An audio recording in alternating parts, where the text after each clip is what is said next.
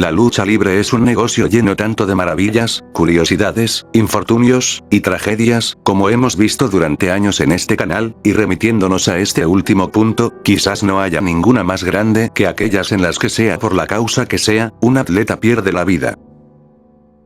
Pero inclusive así, la situación siempre puede ser más funesta, y para los fans del negocio quizás no haya nada más horrido de presenciar, que cuando esto ocurre enfrente de sus propios ojos, cosa que lamentablemente ha ocurrido en bastantes ocasiones. El 28 de julio de 1951, se produjo no solo una de estas tragedias, sino la primera, cuando Janet Boyer-Wolf, de tan solo 18 años, colapsó repentinamente durante el que apenas sería su tercer combate de lucha profesional. Esta es la breve historia de una prometedora carrera que se extinguió antes de siquiera despegar, y todo el caso surgido a través del funesto suceso.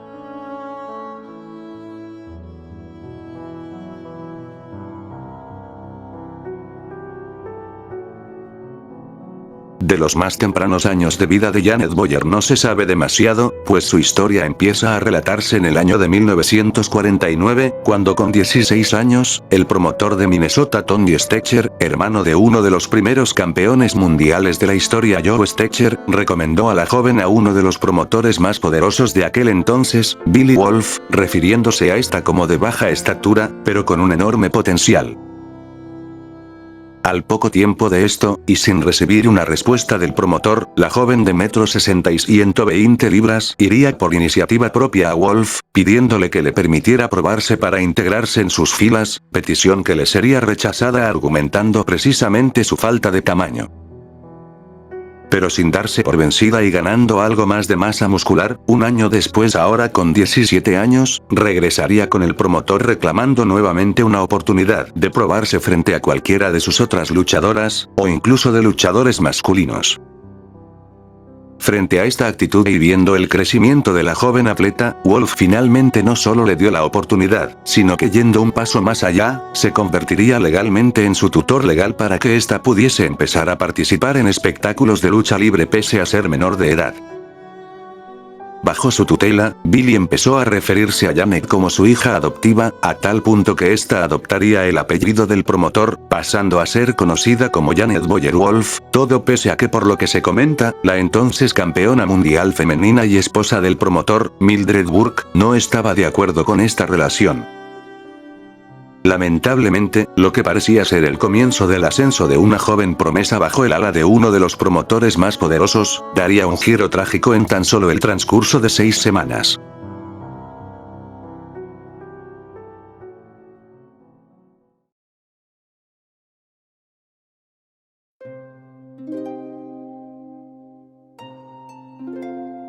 El viernes 27 de julio de 1951, en un acto benéfico para el Shrine Club celebrado en el estadio Patterson Field en Ohio, la imponente Ella Waldeck se enfrentaría a la recién ingresada Janet Boyer-Wolf, dominando muy fácilmente a la joven en menos de 7 minutos, siendo esta apenas la tercera presentación de Janet como luchadora profesional. Luego de esta derrota, se cuenta que Boyer iría a los camerinos con normalidad, pero pronto empezaría a quejarse de un fuerte dolor de cabeza que le extrañaba, pues no recordaba haber recibido ningún impacto importante en esa zona durante su contienda. Por su parte, Waldeck recuerda que luego de oír los quejidos de la joven, se acercó a ella para aconsejarle que fuese con Billy Wolf para explicarle sus afecciones, pues era posible que estuviese sufriendo una contusión cerebral, a lo que Janet decidiría no hacer caso porque tenía miedo de que si le hablaba a su ahora tutor legal de su malestar, este cancelara su próxima presentación y reconsiderara los planes de impulso que aparentemente tenía para ella. Es así como pese al dolor, alrededor de las 10:30 de aquella misma noche, Boyer saldría al escenario para disputar su segundo encuentro del show, esta vez emparejada con Eva Lee, para enfrentarse contra la misma Ella Waldeck, y nadie menos que Mae Young. Como era de esperar, la lucha se caracterizó por ser dominada por Waldeck y Young, sin embargo lo que terminaría llamando más la atención, es que luego de un breve intercambio contra Mae, Janet daría el relevo a Eva Lee, y casi tan pronto como estuvo del otro lado de las cuerdas, simplemente se desplomó. Tendría que ser un médico que se encontraba entre la multitud el que intervendría en la situación luego de ver cómo la joven luchadora permanecía tirada en posición fetal mientras agarraba su cabeza, exclamando luego de un rápido vistazo que se encontraba en mal estado, y que debía ser sacada del recinto de inmediato. Ya inconsciente, fue llevada tras bastidores donde a la llegada de los paramédicos se le administró oxígeno y fue subida a una ambulancia para ser trasladada a un hospital. Sin embargo, lamentablemente Janet Boyer nunca recuperó el conocimiento, y a las 4 de la madrugada del 28 de julio, fue declarada muerta.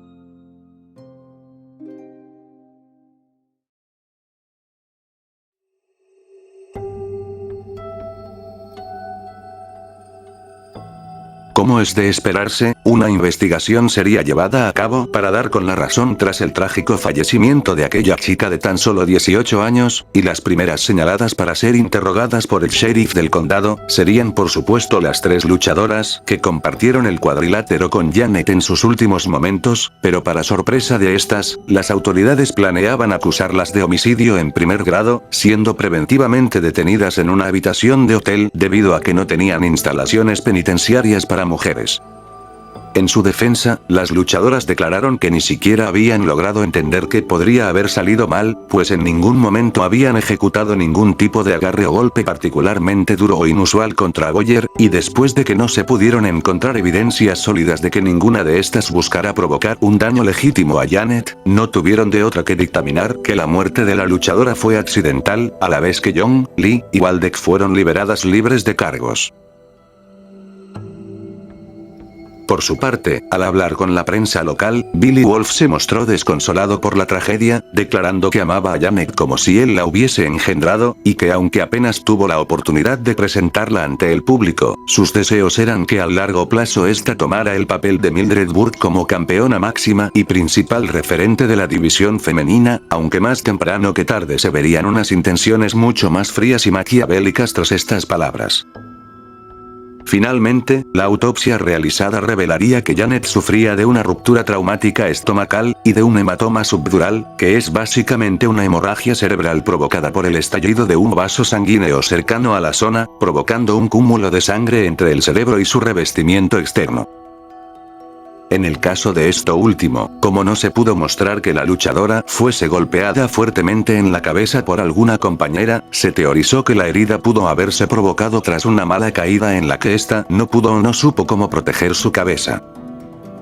En todo caso, estamos hablando de 2 afecciones que por sí solas, de no atenderse lo antes posible, tienen alta probabilidad de resultar letales, y que en esta ocasión, le dieron a Janet Boyer el muy trágico crédito de ser el primer caso registrado de fallecimiento dentro de un cuadrilátero de lucha libre.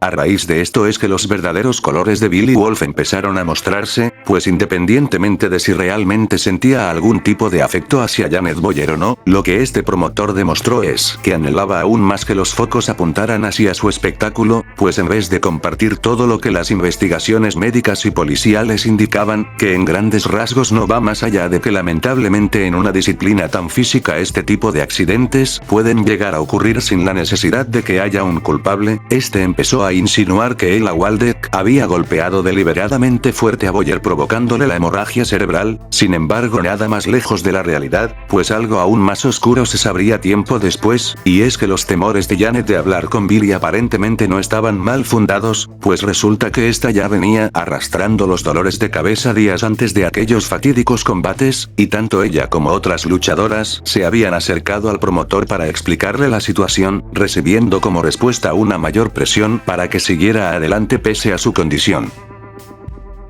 De hecho, en el documental Lipstick and Dynamite, The First Ladies of Wrestling, Mae Young recordó lo mucho que Billy Wolf presionó tanto física como psicológicamente a Janet en sus pocas semanas de entrenamiento, declarando cómo la tenía en el gimnasio todo el tiempo luchando con diferentes personas y lastimándose. En cambio, frente a las cámaras y la prensa, hizo todo lo posible por martirizar a Boyer, con declaraciones como que estaba tan decidida a convertirse en la mejor luchadora del país, que se negó a permitir que nadie fuera donde él a contarle sobre sus dolores, dejando el más doloroso y cínico puñal para el final, al declarar que si él lo hubiese sabido, definitivamente le habría salvado la vida.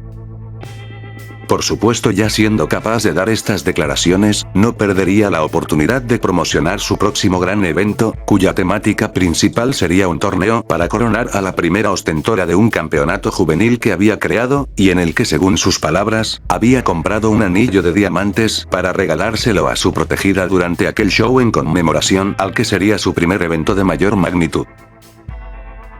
A partir de todo esto ocurriría un fenómeno que ya hemos explorado en el canal con casos como el de Roddy Piper y Ring McGraw, o mucho más similar al de Ox Baker y su Hard Punch, y es que por la época en la que la conservación del kayfabe era la regla de oro, muchos fanáticos empezaron a señalar legítimamente a Ella Waldeck por la muerte de Janet Boyer, que por los comentarios previamente mencionados por parte de Billy Wolf, insinuando la culpabilidad de esta por la muerte de su, muy entre comillas, amada hija adoptiva, queda por entendido que era la intención de este, viendo aquí una gran oportunidad de vender aún más a Waldeck, quien ya era una de sus figuras más potentes en aquel momento. Décadas más tarde, Ella Waldeck reflexionaría sobre lo sucedido en aquel entonces, declarando como pese a ser penalmente exonerada, sin importar a dónde fuese seguía siendo señalada como asesina, al punto de que debía tener guardias de seguridad personales en ocasiones, aunque irónicamente esta misma mala fama la catapultó en gran medida a nivel profesional, pues todos estaban ansiosos por ver si aquella mujer que para ellos mató a Janet Wolf, finalmente recibía su merecido.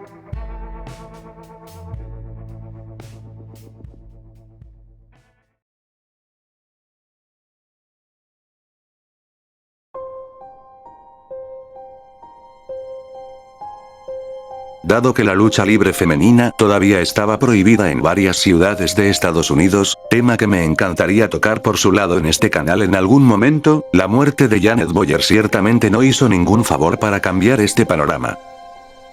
El entonces concejal de Cleveland, Harry Marshall, pidió al director de seguridad de la ciudad que prohibiera la lucha femenina, afirmando que el fallecimiento de Janet demostraba que el deporte es demasiado peligroso para las mujeres, mientras que por su lado el periódico Post-Standard publicaría un artículo condenando la existencia de esta división en el negocio, de donde se pueden extraer fragmentos como el siguiente.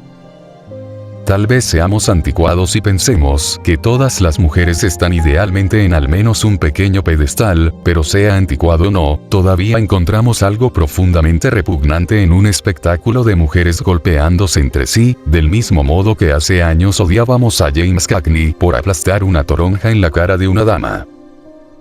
Con mujeres agrediéndose entre sí en las pantallas de televisión y gángsteres abofeteando a rubias glamorosas en las películas, han pasado varios años desde que vimos a alguien abrirle una puerta a una dama.